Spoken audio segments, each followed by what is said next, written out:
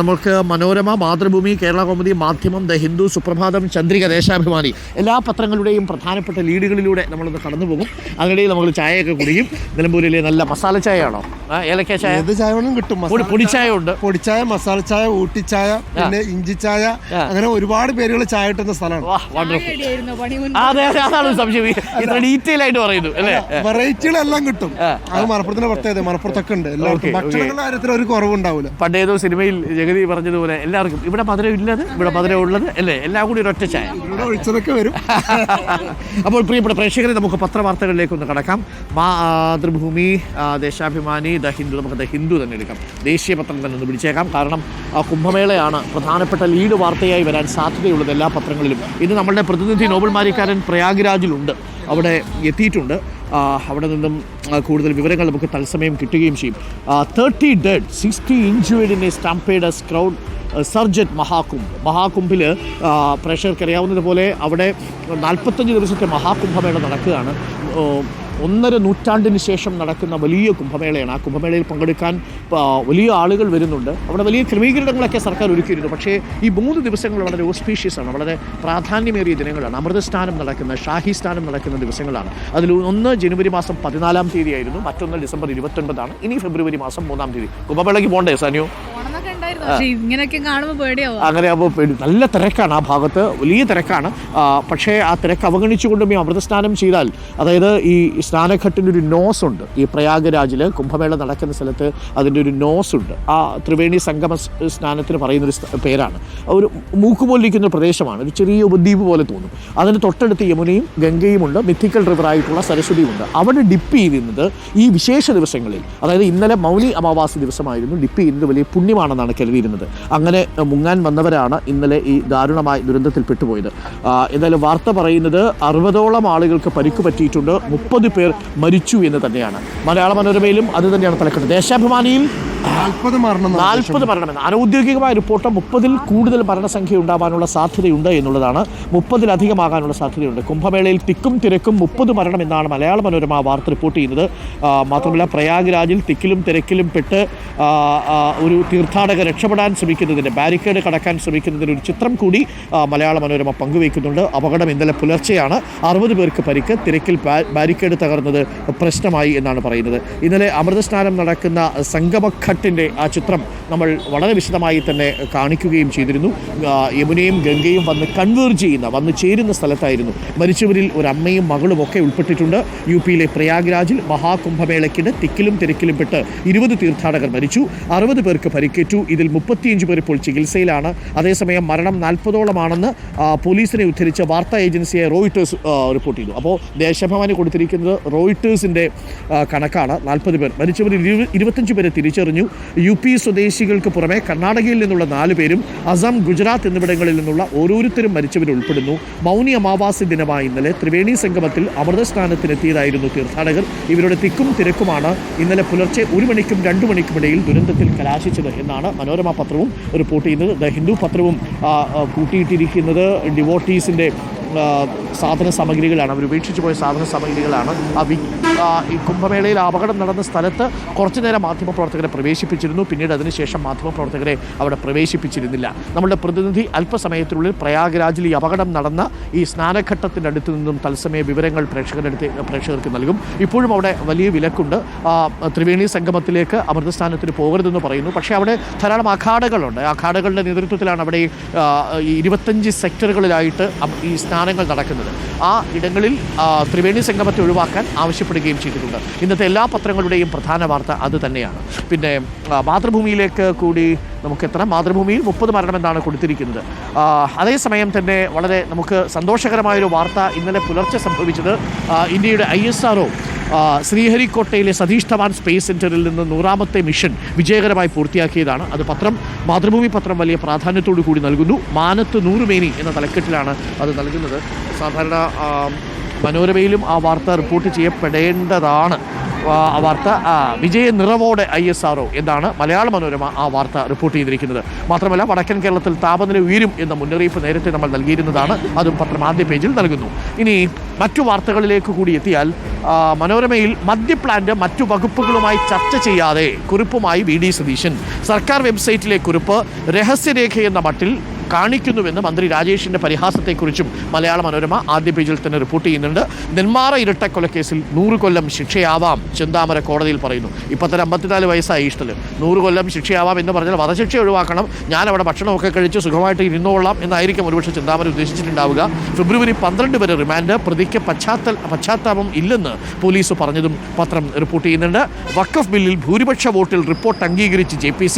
വിയോജനക്കുറിപ്പുമായി പ്രതിപക്ഷം. റിപ്പോർട്ട് ഇന്ന് സ്പീക്കർക്ക് കൈമാറുമെന്ന വാർത്തയും പത്രം ആദ്യ പേജിൽ തന്നെ റിപ്പോർട്ട് ചെയ്യുന്നുണ്ട്. ഇതാണ് മനോരമയുടെ ആദ്യ പേജിൽ നിന്ന് റിപ്പോർട്ടുകൾ.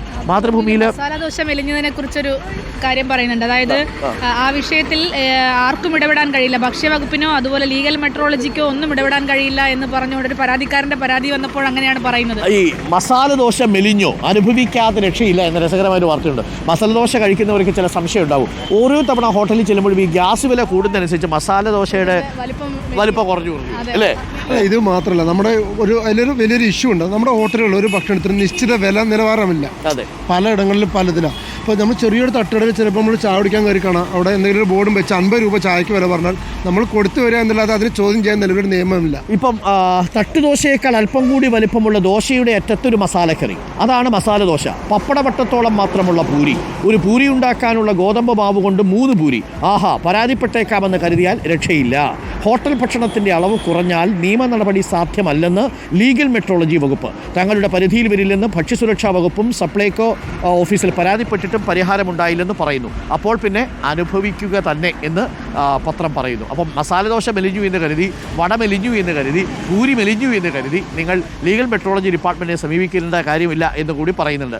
ഇന്നലെ തിരുവനന്തപുരത്ത് നിന്ന് വന്നൊരു വാർത്ത, ഒരു 9ാം ക്ലാസ്സുകാരന് കുത്തേറ്റ വാർത്തയാണ് വട്ടിയൂർക്കാവിൽ നിന്ന്. ആ വട്ടിയൂർക്കാവിലെ നെട്ടയം ഒരു പബ്ലിക് സ്കൂളിൽ 9ാം ക്ലാസ് വിദ്യാർത്ഥിക്ക് പരസ്പരം ഫറൂഖ് സ്കൂളിലും ഉണ്ടായിരുന്നു. +1 വിദ്യാർത്ഥിയെ കുത്തി ഗുരുതരമായി പരിക്കേറ്റ കുട്ടി. എന്താണ് ഈ കുഞ്ഞുങ്ങൾക്ക് സംഭവിക്കുന്നത് മനസ്സിലാവുന്നില്ല അല്ലെ? പണ്ട് ലഹരിയുടെ പ്രശ്നമുണ്ട് ചില ഭാഗങ്ങളിൽ. ചെറിയ ചെറിയ കാര്യങ്ങൾക്ക് പോകും പ്രകോപനം ആവുന്ന കുട്ടികളെയാണ് നമുക്ക് കാണുന്നത് അല്ലേ? ഒന്ന് ആലോചിച്ച് നോക്കി. ഇങ്ങനെ പ്രകോപിതരായാലും ഇത് എവിടെ പോയി നിൽക്കും എന്നുള്ളതാണ്. അതിന് എന്താണ് ഒരു പോംവഴി എന്ന് നമുക്കിനിയും മനസ്സിലാവുന്നില്ല. ഈ സാമൂഹിക മാധ്യമങ്ങളുടെയൊക്കെ കാലത്ത്, വലിയ വേഗതയിൽ ടെക്നോളജി മാറുന്ന കാലത്ത് കുട്ടികളുടെ മനോവ്യാപാരങ്ങളിലും വലിയ വേഗത്തിലുള്ള മാറ്റങ്ങൾ സംഭവിക്കുന്നു എന്നുള്ളത് തീർച്ചയാണ്. അതൊക്കെ രക്ഷിതാക്കളും അധ്യാപകരും ഒരുമിച്ചിരുന്ന് പൊതുസമൂഹം ചർച്ച ചെയ്യേണ്ട വിഷയങ്ങളാണ്. ചിലർ ലഹരിക്ക് അടിമപ്പെട്ടാണ് അത് ചെയ്യുന്നത്, ചിലർ പെട്ടെന്ന് ഈ സിനിമകൾക്ക് അടിമപ്പെട്ടാണ് ചില കാര്യങ്ങൾ ചെയ്യുന്നത്. ദേശാഭിമാനിയുടെ ആദ്യ പേജിൽ കുംഭമേള തന്നെയാണ് പ്രധാന വാർത്ത. അത് കഴിഞ്ഞാൽ പിന്നെ നെന്മാറ ഇരട്ടക്കൊല, ചെന്താമര റിമാൻഡിൽ, ഒരു തുള്ളി ഭൂഗർഭജലം എടുക്കില്ല എന്ന് ഇന്നലെ ബ്രൂവറിയുമായി ബന്ധപ്പെട്ട എക്സൈസ് മന്ത്രി പറഞ്ഞതും പ്രധാന വാർത്തയാണ്. വധശ്രമത്തിന് KSU ജില്ലാ പ്രസിഡന്റ് അറസ്റ്റിൽ. D-സോൺ കലോത്സവത്തിലെ വാർത്തയും ദേശാഭിമാനി ആദ്യ പേജിൽ തന്നെ പങ്കുവയ്ക്കുന്നു. നമ്മുടെ എഡിറ്റോറിയൽ കൂടി, സുപ്രഭാതത്തിൻ്റെ എഡിറ്റോറിയൽ നമുക്കൊന്ന് നോക്കണം. ശ്രീഹരിക്കോട്ടയാണ്, മറ്റു രാഷ്ട്രീയ വിഷയമല്ല. ചന്ദ്രികയിൽ മറ്റെന്തെങ്കിലും എഡിറ്റോറിയൽ? ശ്രീഹരിക്കോട്ട തന്നെയാണ് അല്ലേ? അഭിമാന നേട്ടമായി, അഭിമാന സ്തംഭമായി ശ്രീഹരിക്കോട്ട എന്നുള്ളതാണ്. സർക്കാരും വഖഫ് സ്വത്തുക്കളും എന്ന പേരിൽ ഒരു ലേഖനമുണ്ട് അല്ലേ ചന്ദ്രികയിൽ. അതൊഴിച്ചു നിർത്തിയാൽ മറ്റ് രാഷ്ട്രീയ വിഷയങ്ങളൊന്നും തന്നെ ഇന്ന് പത്രങ്ങൾ പ്രധാനമായിട്ടും കൈകാര്യം ചെയ്യുന്നില്ല. മുത്തലാഖ് ഉച്ചരിച്ചതിന് പുരുഷനെ ശിക്ഷിക്കുന്നത് എങ്ങനെ എന്ന് ചോദിക്കുന്നുണ്ട് അല്ലേ? ഇന്ന് നാസർ ഫൈസി കൂടത്തായിയുടെ ലേഖനമുണ്ടെന്ന് പറയുന്നു കേട്ടോ സുപ്രഭാതത്തിൽ. ഉൾപേജിൽ എവിടെയോ നാസർ ഫൈസി കൂടത്തായിയുടെ ലേഖനമുണ്ട്. പ്രത്യേകിച്ച് കാന്തപുരം ഒക്കെ ആയിട്ട് ഇങ്ങനെ ഇരിക്കുന്ന സമയത്ത് നമുക്കൊന്ന് നോക്കാം എവിടെയാണ്, ഏത് ഭാഗത്താണ് എന്ന് നോക്കാം. വഖഫ് കാലത്ത് ഗാന്ധിയിൽ വായിക്കേണ്ടത്, ജോർജ് സോറോസ് കഞ്ചാവ് മുതൽ കുടിയേറ്റം വരെ തുടങ്ങിയ ലേഖനങ്ങളാണുള്ളത്. നമുക്കൊന്ന് തപ്പിയെടുക്കാം. ഓക്കെ, എങ്ങനെ ഒരു മുത്തലാഖ് എന്നുള്ള വാക്ക് ഉച്ചരിക്കുന്നത് കൊണ്ട് എങ്ങനെ ക്രിമിനൽ കുറ്റകൃത്യമാവുന്നു എന്നുള്ള മൈനാഗപ്പള്ളിയിലെ ഇമാമിന്റെ കാര്യം അല്ല, അത് സുപ്രീം കോടതിയിൽ കേസ് വന്നിരുന്നത് സമസ്തയുടെ ഹർജിയിൽ സുപ്രീം കോടതി. അപ്പം നേരത്തെ ഈ വാർത്ത വന്നത് മൈനാഗപ്പള്ളിയിൽ ഇമാം മുത്തലാഖ് ചൊല്ലിയല്ലോ. ഇത് മറ്റൊരു വിഷയമാണ്. വാർത്ത ഇതാണ്: മുത്തലാഖ് ഉച്ചരിച്ചതിന് പുരുഷനെ ശിക്ഷിക്കുന്നത് എങ്ങനെ? ഇതുവരെ എത്ര കേസുകൾ രജിസ്റ്റർ ചെയ്തു എന്ന് സുപ്രീം കോടതി ചോദിച്ചത്. അവർ പറഞ്ഞത് മുത്തലാഖ് ചെല്ലിയാൽ അത് ചെല്ലുന്നത് തെറ്റാണ് എന്ന്, അല്ലെങ്കിൽ ശരിയാണ് എന്ന് ഹർജിക്കാരും വാദിച്ചിട്ടില്ല.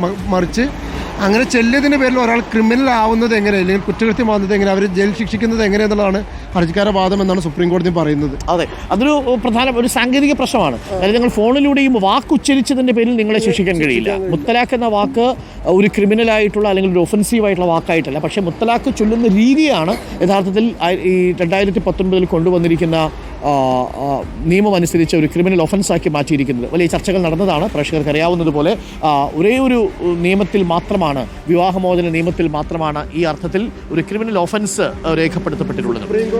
സുപ്രീം കോടതി നിരോധിച്ച മുത്തലാഖിനെ പിന്നീട് ക്രിമിനൽ കുറ്റമാക്കേണ്ട സാഹചര്യമില്ലെന്നും ചീഫ് ജസ്റ്റിസ് നിരീക്ഷിച്ചു. ആണെങ്കിൽ അത് വളരെ പ്രാധാന്യമുള്ളൊരു കാര്യമാണ്. അങ്ങനെ വന്നാൽ സുപ്രീം കോടതിക്കത് ഇന്ത്യൻ ഭരണഘടനയുടെ ആർട്ടിക്കിൾ 13 ഉപയോഗിച്ചുകൊണ്ട് അസാധുവാക്കാൻ കഴിയും. ഈ മുത്തലാഖുമായി ബന്ധപ്പെട്ട നിയമത്തെ ഡീക്രിമിനലൈസ് ചെയ്യുക എന്നതാണോ സുപ്രീം കോടതിയുടെ തീരുമാനമെന്നറിയില്ല. അങ്ങനെയാണെങ്കിൽ ഒരു വലിയ വാർത്താ പ്രാധാന്യമുള്ള ഒരു വിധിയായിട്ട് മാറുകയും ചെയ്യും. മറ്റൊരു വാർത്ത മനോരമയിലും ഇത് തന്നെയാണ്. ആകാശത്ത് ഒരു 100ാം മുദ്ര എന്നുള്ളതാണ് എഡിറ്റോറിയൽ. എല്ലാവരും അത് തന്നെയാണ്. നമ്മുടെ അഭിമാന പദ്ധതിയാണ്. സംശയമൊന്നുമില്ല. 100ാമത്തെ മിഷനാണ്. ശ്രീഹരിക്കോട്ടയിൽ നിന്ന് വളരെ ലളിതമായി തുടങ്ങിയതാണ്. 1979 81 റോഹിണി വിക്ഷേപിച്ചു. പിന്നീട് അങ്ങോട്ട് ജൈത്രയാത്ര തുടരുകയായിരുന്നു നമ്മൾ. അപ്പോൾ 100ാമത്തെ മിഷൻ ഇന്ന് പത്രങ്ങളെല്ലാം വലിയ പ്രാധാന്യത്തോടു കൂടി തന്നെ ആഘോഷിക്കുകയും ചെയ്തിട്ടുണ്ട് എന്നുള്ളതാണ്. അപ്പോൾ ഒട്ടുമിക്കവാറും പത്രങ്ങളിലൂടെയൊക്കെ നമ്മളൊന്ന് കടന്നുപോയി അല്ലേ. മാധ്യമത്തിൻ്റെ ആദ്യ പേജ് വാർത്ത നൽകിയിരിക്കുന്നത് തിക്കിയെത്തിയ ദുരന്തം, മഹാകുംഭമേള ക്രമക്കേടും മെറിറ്റ് അട്ടിമറിയുമെന്ന പരാതി, +1 കമ്മ്യൂണിറ്റി കോട്ട സർക്കാരിന്, നീന്തലിൽ ഇരട്ട മെഡലുമായി സജൻ പ്രകാശ്. നമ്മൾ ഡെറാഡൂണിലെ വാർത്തകൾ വലിയ പ്രാധാന്യം കൊടുക്കാൻ പറ്റിയിട്ടില്ല കഴിഞ്ഞ 2 ദിവസങ്ങളിലെ മറ്റു വാർത്തകൾ നിറഞ്ഞത് കാരണം. മലപ്പുറത്തിന്റെ വൈവിധ്യങ്ങൾ ആഘോഷിക്കുന്നു. ലിറ്ററേച്ചർ ഫെസ്റ്റിവലിന് നാളെ തുടക്കം അല്ലേ. യൂത്ത് ലീഗിന്റെ നേതൃത്വത്തിൽ 3 ദിവസം വലിയ ഫെസ്റ്റിവൽ നടക്കുന്നുണ്ട്. നല്ല കാര്യമാണ്. ഈ യുവധാര കൊച്ചിയിൽ പരിപാടി അല്ലെ DYFI നടത്തുന്നു. അതേപോലെ ആദ്യമായിട്ടാണ് ഇങ്ങനെ ഒരു ഫെസ്റ്റിവൽ എന്നുള്ളതാണ് വലിയ ഫെസ്റ്റിവൽ വരട്ടെ എന്നുള്ളതാണ്. ഇല്ല, തീർച്ചയായിട്ടും അത്തരം ഇടങ്ങൾ ഉണ്ടാവുക എന്നുള്ളത് വളരെ പ്രധാനപ്പെട്ട കാര്യമാണ്. അത്രയും ലിറ്ററേച്ചർ ഫെസ്റ്റിവൽ ഉണ്ടാവണം. കൊച്ചിയിൽ DYFI, മലപ്പുറത്ത് യൂത്ത് ലീഗ്, അതൊക്കെ മനുഷ്യരെ കൂടുതൽ ചിന്തിക്കാനും അവരുടെ ഇരുണ്ട മനസ്സിലേക്ക് വെളിച്ചം നൽകാനും ഒക്കെ സഹായിക്കുന്ന കാര്യങ്ങളാണ് എന്ന കാര്യത്തിൽ സംശയമില്ല.